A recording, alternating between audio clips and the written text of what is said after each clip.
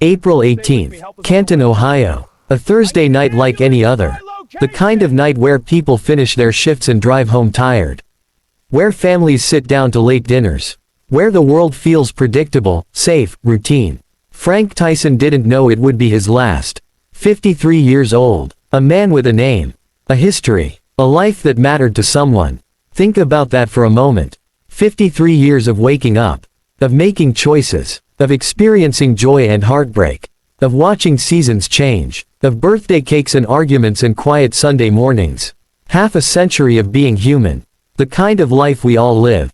Ordinary. Complicated. Messy. Beautiful in its imperfection. He's driving through the city streets that night. Alone. The hum of the engine beneath him. The glow of streetlights painting shadows across his face through the windshield. What was he thinking about? We'll never know. Maybe he was thinking about tomorrow. About what he needed to do. About someone he loved or someone he'd lost. Maybe his mind was somewhere else entirely. Or maybe he was thinking about nothing at all. Just driving. Just existing in that suspended state we all know. That autopilot feeling when the road unfolds before you and your hands move the wheel without conscious thought. And then, something happens. Metal meets asphalt. The violent screech of tires losing grip. The sickening impact that jolts every bone in your body. A single car accident. His vehicle lurches, crumples. The sound of breaking glass. The deployment of airbags. That shocking moment when physics takes control and you're just a passenger in your own disaster. And then, silence. The engine ticking. Steam rising. The acrid smell of burnt rubber and hot metal. Frank sits there, heart pounding, adrenaline flooding his system. He's shaken but alive. Injured, maybe. Disoriented, certainly. His mind races. Panic sets in. What do you do in a moment like this? Most of us would stay. Call for help. Wait for the police or an ambulance. But Frank, he makes a different choice. He leaves. He opens the door, steps out into the Ohio night, and walks away from the wreckage.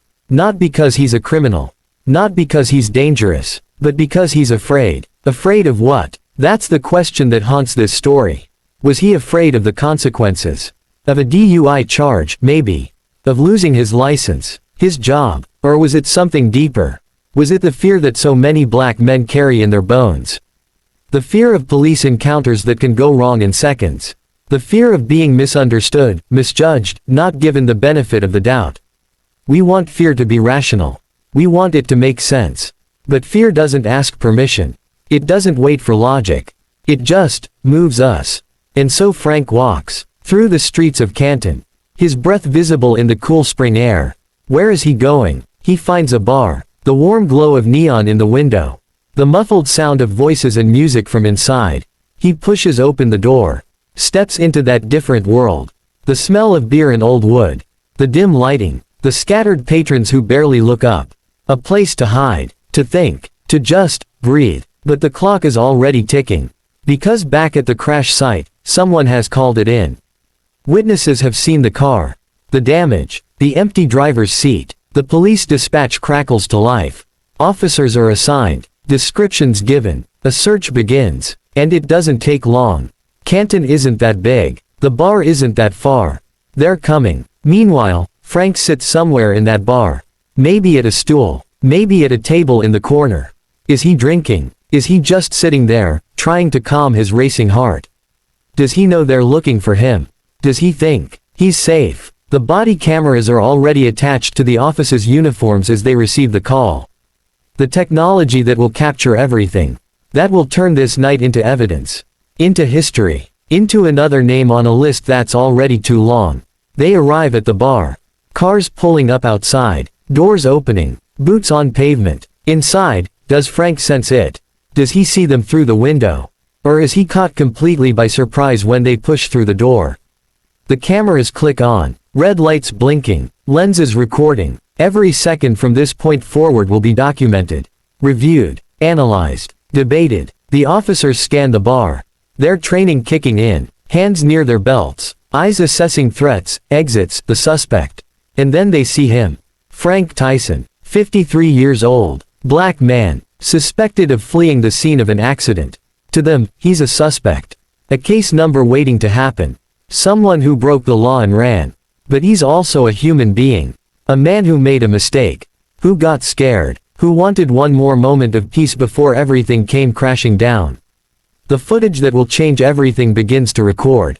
The night that started ordinary is about to become extraordinary in the worst possible way.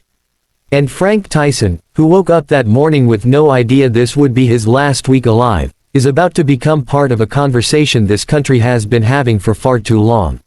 His story is about to join the others. The names we know. The videos we can't forget. But right now, in this moment, he's still just Frank. Still breathing. Still alive. Still hoping, maybe, that this will all work out. That he can explain. That they'll understand. That he'll go home tonight. The officers step forward. And everything changes. They enter the bar. 3 officers. Maybe 4. Uniforms dark against the dim lighting. Badges catching the glow from the beer signs on the walls. Hands resting on their belts. Near their weapons. Near their radios. Near everything that represents authority and power. Eyes locked on their target. The other patrons sense it immediately. That shift in the air when law enforcement enters a room. Conversations drop to whispers. Heads turn. Bodies tense. Everyone knows something is about to happen. Frank sees them. Of course he sees them. You can feel it in the footage. That moment of recognition. Of knowing. The split second when a man realizes his brief escape is over. Does his heart stop? Does time slow down? Does he think about running again? About pushing past them? About making it to the back door? Or does he just freeze? Paralyzed by that awful certainty that there's nowhere left to go. The officers approach. Their voices firm, professional, commanding. Sir, we need you to come with us. The tone is not friendly. Not gentle. But not aggressive either. Not yet. Just authoritative. The voice of the law making itself known. What does Frank say? How does he respond? The audio isn't always clear. The chaos of the moment. Multiple voices overlapping. The ambient noise of the bar. Music from the jukebox. Someone's phone ringing. But we know what happens next. There's resistance. Not violent. Not aggressive. But, resistance. Maybe it's just fear manifesting as refusal. The body's natural response to threat. Fight or flight triggering when there's nowhere to flee. Maybe it's pride. That voice inside that says, I didn't do anything that bad. This isn't fair. I won't be treated like a criminal. Maybe it's that human instinct that says, if I just stay here, if I just don't move, if I just remain still, this won't be real. We've all felt it, haven't we? That childlike magical thinking, that if we don't acknowledge the bad thing, it won't exist. Close your eyes and the monster disappears. Refuse to move and the consequences can't touch you. But the officers have a job to do. They've been called to apprehend a man who fled an accident scene. A potential crime. A suspect who needs to be brought in. They've been trained for this. Non-compliance. Suspects who won't cooperate. The escalation of force protocols. Verbal commands first, then physical intervention if necessary. The gap closes between them. Hands reach for Frank. Grips tighten on his arms. His shoulders. His jacket. Sir, you need to comply. Get on the ground. Now. The command is clear. Direct. Not a request anymore. An order. But Frank doesn't comply. Or can't. Or won't. His body tenses. Pulls away. Resists the hands trying to control him. What's happening in his mind in this moment? Is it panic? Pure, undiluted panic that makes rational thought impossible? Is it defiance? Some part of him that refuses to be taken down like an animal? Or is it just the body's natural response to perceived threat? The autonomic nervous system taking over. Making decisions faster than conscious thought. We judge these moments from our couches. From our computer screens. With the luxury of pause buttons and rewind in slow motion. We say, he should have just complied. If he'd just done what they said, this wouldn't have happened. But in real time, it's chaos. Your heart hammering. Your breath short. Adrenaline flooding every cell. Your vision tunneling. Your hearing muffled by your own pulse pounding in your ears. You're not thinking clearly. You're surviving, reacting, operating on instinct. And instinct doesn't always choose wisely. The struggle begins. Bodies colliding. The scrape of shoes on the floor. Grunts of effort. The clatter of a barstool knocked over. Glass breaking somewhere. Other patrons scramble back. Creating space. Creating distance. Some leave quickly. Not wanting to be involved. Not wanting to be witnesses. Others stay. Phones come out, more cameras recording, more angles of the same terrible moment. And then Frank is going down. Not gently, not carefully. He's taken to the floor with force. With the full weight of trained officers who know how to bring someone down fast and hard. His body hits, face first, the impact audible even through the camera's tiny speaker. The cold, sticky surface of a bar floor that's seen 1,000 spilled drinks. Beer and soda and things you don't want to think about. The officers are on him immediately. 1, 2, 3 sets of hands, knees pressing into his back, his shoulders, his neck area, holding him down, pinning him, their weight compressing him into the ground. This is procedure, they'll say later. This is how we're trained. You control the suspect, you neutralize the threat, you secure the scene, you protect yourselves and others. And maybe that's true. Maybe they're following every rule in the manual, every technique taught at the academy. But Frank's body is being compressed. His chest pressed flat against unyielding floor. His lungs struggling against the pressure of the ground below and the weight above. 170 pounds, 200, however much the officers weigh. All of it bearing down on his back. His ribcage, his diaphragm, his hands are wrenched behind his back. Roughly, the way you handle someone you see is a threat, not a person. Arms twisted at angles that hurt. Shoulders straining, muscles protesting, the metallic click of handcuffs closing around his wrists. First one, the ratchet mechanism tightening, metal teeth biting into skin. Then the other, locked, the sound of freedom ending. And then, the words that will echo forever. I can't breathe. His voice is muffled, face pressed into the floor, strained, but clear enough. 3 words that should stop everything. 3 words that have meaning now. History. Wait. 3 words that the whole world learned in 2020 when George Floyd died on a Minneapolis street with a knee on his neck for 9 minutes and 29 seconds. 3 words that Eric Garner gasped 11 times in 2014 on a New York sidewalk while officers held him in a chokehold. 3 words that have been said by too many people who didn't survive to say anything else. But the officers don't stop. Maybe they don't hear him clearly. Voices are muffled when your face is pressed to the ground. Maybe they think he's exaggerating. People lie. People fake. People say anything to get officers off them. Maybe they've been told that people who can speak can breathe. That's what some training teaches, isn't it? If you can talk, you have air. If you can yell, you're fine. But that's not always true. You can speak with the last bit of air in your lungs. You can force words out even as your body is being systematically deprived of oxygen. Speaking doesn't mean you're okay. It might mean you're dying, and you know it.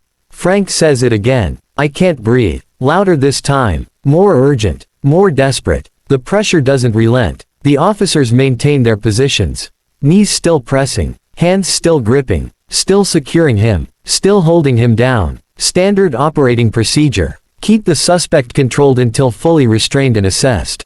30 seconds pass. How long can you hold your breath? Try it right now. Stop reading and just hold it. Count the seconds. 30 seconds feels like forever when you're not getting air. When your body is screaming for oxygen and getting nothing. I can't breathe. 1 minute. The officers are talking to each other. Coordinating. Professional communication. Secure. Yeah, I got him. Cuffs on. Yeah. They're checking the handcuffs, making sure they're properly fastened. Not too tight but tight enough. Making sure he can't slip out. Can't get free. They're doing their jobs, following their training, protecting themselves and the public from a suspect who resisted. But beneath them, Frank is suffocating. His chest can't expand. His lungs can't fill. His diaphragm can't do its job. 1 minute 30 seconds. His voice is weaker now. The words less clear, breaking apart. I can't breathe. The desperation is audible. The fear. Does fear have a sound? Does dying? It's there in his voice. That knowing. That terrible understanding that no one is listening. That he's saying the magic words, the words that should make them stop, but they're not enough. How many times does a man have to speak before he's heard? How loud does he have to cry before someone believes him?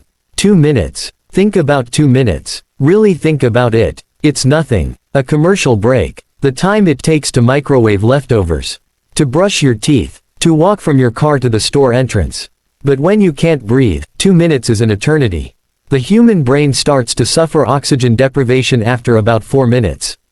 Permanent damage begins. Brain cells dying in waves. But you don't need 4 minutes to kill someone. 2 minutes of restricted breathing. Of pressure on the chest and back. Of stress and panic and fear in the body's desperate, failing attempt to survive. It's enough. Frank's body is still moving beneath them.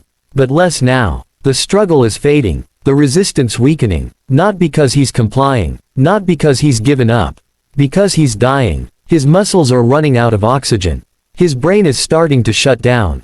His systems are failing one by one. 2 minutes 30 seconds. I can't breathe. Whisper now. Barely audible on the footage even when you turn the volume all the way up. The officers finally seem to notice something is wrong. One of them shifts position. Looks down at Frank's face. Checks on him. Sir, are you okay? The question hangs in the air. 3 minutes. No response. Frank's not talking anymore. Not moving. They roll him over. Onto his back. His face is visible now to the cameras. To the bar patrons. To history. Eyes closed. Or half open. Unfocused. Staring at nothing. His mouth slack. His chest, barely moving. Maybe not moving at all. Panic sets in among the officers now. You can hear it in their voices. That shift from control to crisis. The realization, hey, can you hear me? They shake him. Tap his face. Harder than they should but not knowing what else to do. Nothing. No response. No recognition. No life. Someone calls for paramedics. The radio crackles to life. Urgent voices. Code numbers. Address given. Officer needs assistance. Medical emergency. 3 minutes 30 seconds. They start checking for a pulse. Fingers on his neck. On his wrist. Is there anything? Any sign of life? For breathing. Ear to his chest. Watching for the rise and fall that should be there. But isn't. The bar has gone silent now. Completely silent. The jukebox someone finally thought to turn off. The conversation stopped. Even the breathing seems quiet. Everyone watching. Some filming. Some with hands over their mouths. Some crying. This wasn't supposed to happen. He just crashed his car. He just walked away from an accident. That's not supposed to end in death. 4 minutes. The officers begin CPR. Chest compressions. Hands clasped. Arms straight. Pressing down hard and fast. 1, 2, 3, 4. Trying to restart what they've stopped. Trying to undo what cannot be undone. Trying to pump blood that's no longer carrying enough oxygen to matter. 4 minutes 30 seconds. The ambulance is on its way. Sirens in the distance growing closer. That distinctive wail cutting through the night. But time has already run out. The window of survival has closed. Frank Tyson is gone. 5 minutes. They lift his limp body. Preparing to move him. To get him outside where the paramedics can work. Where there's more space and equipment. His head lolls back. Neck unsupported. Arms hanging loose at his sides. Dead weight. Literally. This is what death looks like in real time. Not dramatic. Not like the movies with gasping final words and meaningful glances. Just absence. The presence of a person becoming the absence of life. The light going out behind the eyes. 6 minutes. Paramedics burst through the door. They take over immediately. Equipment everywhere. Oxygen mask. Bag valve mask. Defibrillator pads maybe. Professional hands working frantically. Efficiently. Desperately. But they're trying to revive someone who's already gone. They're trying to restart an engine that's been without fuel for too long. 7 minutes. He's loaded onto the stretcher. Straps fastened. IV started. Doors slam shut. The vehicle speeds away into the night. Lights flashing red and blue. Sirens screaming. Racing against death that's already won the race. 8 minutes. That's how long it's been since the officers first put Frank Tyson on the ground. 8 minutes from the floor of a bar to the back of an ambulance. 8 minutes from, I can't breathe, to silence. 8 minutes that Frank Tyson doesn't have. He's rushed to the hospital. To an emergency room. To doctors and nurses who will do everything they can. Every procedure. Every intervention. Every desperate measure. But Frank will never wake up. His last conscious moments were spent face down on a dirty floor in a bar. Handcuffed. Restrained. Begging to breathe. And the cameras captured it all. Every second. Every word. Every terrible, irreversible moment. The footage that will sit in evidence storage for 8 days before being released to the world. The evidence that will be examined and debated and used to argue about guilt and innocence and procedure and race and justice and whether this was murder or tragedy or just the system working exactly as designed. But none of that matters to Frank anymore. For him, it's over. The struggle, the fear, the pain, the breathing, all of it, over. April 26th, 8 days after Frank Tyson died. 8 days of silence, of waiting, of a family asking questions that have no good answers. 8 days of a community holding its breath. And then the Canton Police Department releases the body camera footage. The announcement comes through official channels. A press release. A statement about transparency and accountability. They're getting ahead of it, maybe. Controlling the narrative before someone else does. Or maybe they genuinely believe the footage will exonerate their officers. That people will watch and understand. That context will matter. That procedure will justify outcome. But once the video is out there, it belongs to everyone. The world watches. And once again, we're forced to witness what we've seen too many times before. A black man. Officers. A phrase that haunts us. I can't breathe. The footage spreads instantly. Twitter, Facebook, Instagram, TikTok, Reddit, every platform, every feed, every corner of the internet. Millions of views in hours. Then tens of millions. People watch it once, twice, frame by frame. They count the seconds. They listen to the words. They see Frank's face pressed against that floor. They watch him go still. And the debate begins immediately. Like clockwork. Like a script we've all memorized. Was it justified? Was it excessive force? Did he resist? Did the officers follow protocol? Should they have noticed sooner? Should they have let up? Was this murder? Manslaughter? A tragic accident? The questions swirl like a storm that never settles. People choose sides before the facts are even clear. Some say Frank should have complied. That he brought this on himself. That if you just do what the police say, nothing bad happens. Others say the officers killed him. That this is exactly what's wrong with policing in America. That black lives clearly don't matter enough. The arguments rage. Online. In newsrooms. At dinner tables. In comment sections that devolve into screaming matches. Everyone so certain. So convinced they're right. But beneath all the arguments, all the politics, all the rage and defensiveness and finger pointing. There's a family mourning. A mother, maybe. Siblings. Friends. People who knew Frank as more than a suspect or a statistic or a symbol. People who knew his laugh. His favorite foods. The way he walked. The stories he told. They're watching that footage too. Seeing someone they love die over and over again. Every time it's shared. Every time it's played on the news. Their grief becoming public property. Their loss becoming content. There's a community grieving. Canton, Ohio. Not a huge city. Not a place that usually makes national headlines. But now they're in the spotlight. Now everyone knows their name.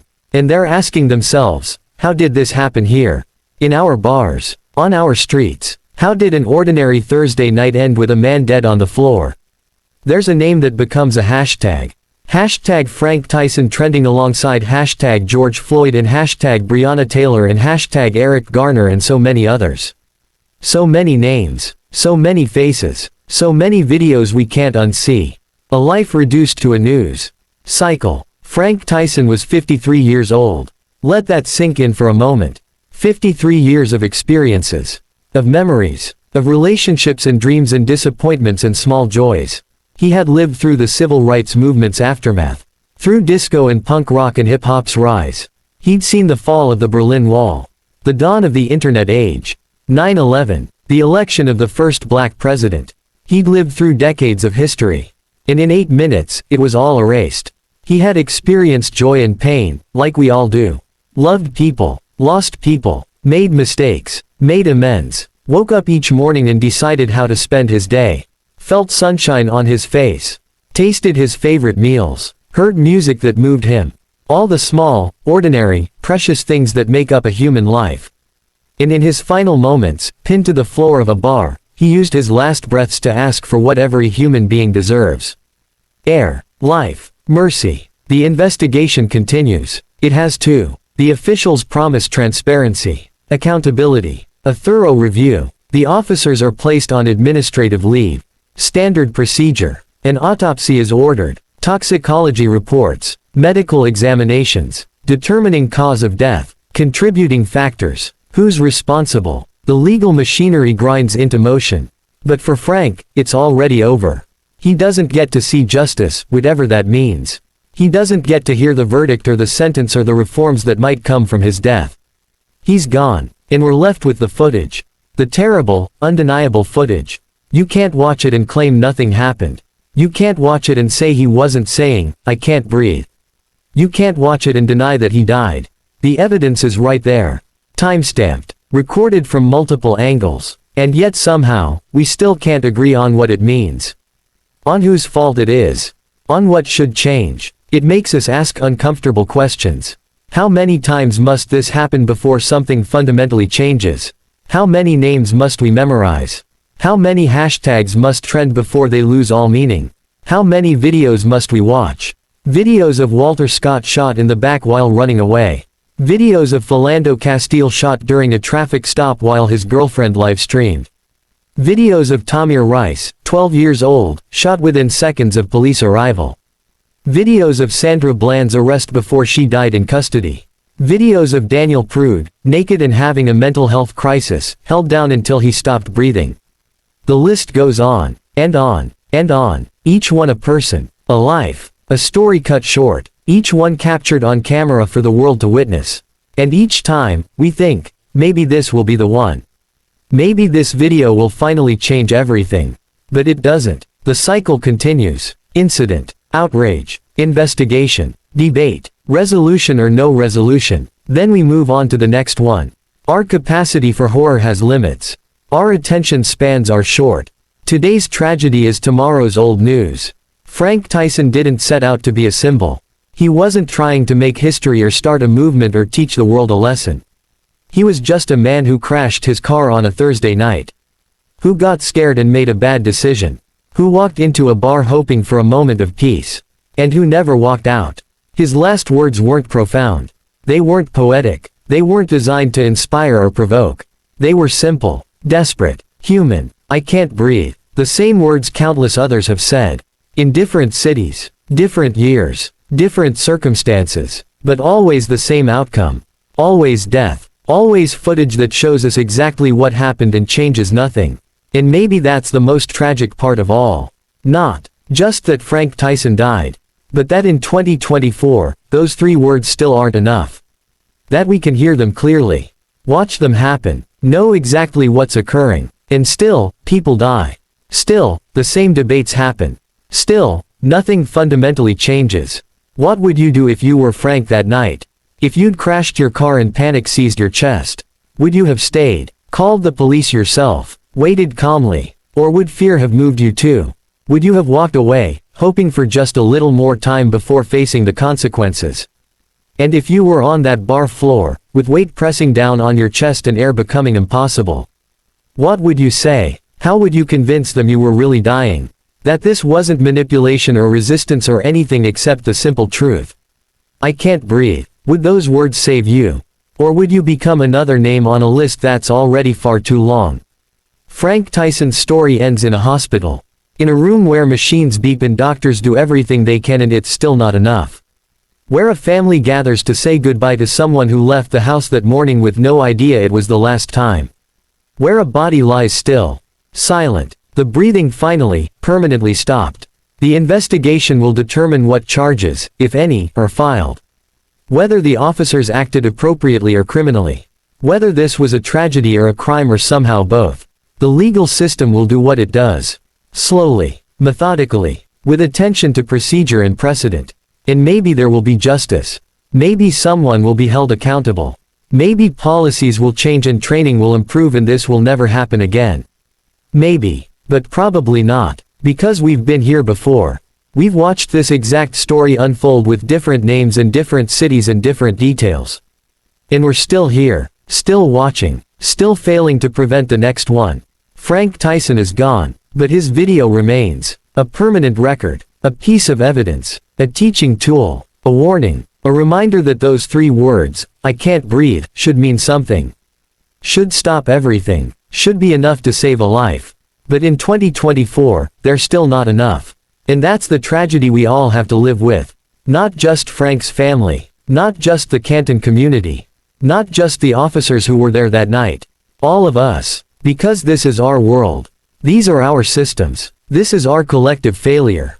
And until we decide that human life, all human life, every human life, is worth more than procedure and protocol and the way we've always done things, there will be another Frank Tyson. Another video. Another hashtag. Another name we learn and then, eventually, forget. Until it happens again. The footage ends. The screen goes dark. But Frank's story, like all the others, doesn't really end. It echoes. In every traffic stop. Every arrest. Every encounter between police and the people they're supposed to protect. It whispers a question we still can't answer. How many times must someone say, "I can't breathe," before we finally listen? Before we finally change. Before we finally decide that no one else should die like this. Frank Tyson can't breathe anymore. But we can. And maybe that's the point. We have the breath he lost. We have the voice he no longer has. We have the power to do what he couldn't. To demand better. To expect more. To refuse to accept this as normal. To make sure his last words mean something. Even if it's too late for him. Maybe it doesn't have to be too late for the next person. The next name we haven't learned yet. The next video we haven't seen. Maybe that's where Frank Tyson's story really ends. Not in his death, but in what we choose to do with it. Whether we watch that footage and feel something. Whether we let it change us. Whether we decide that this time, finally, enough is enough. Frank Tyson said, "I can't breathe." The question is, are we listening?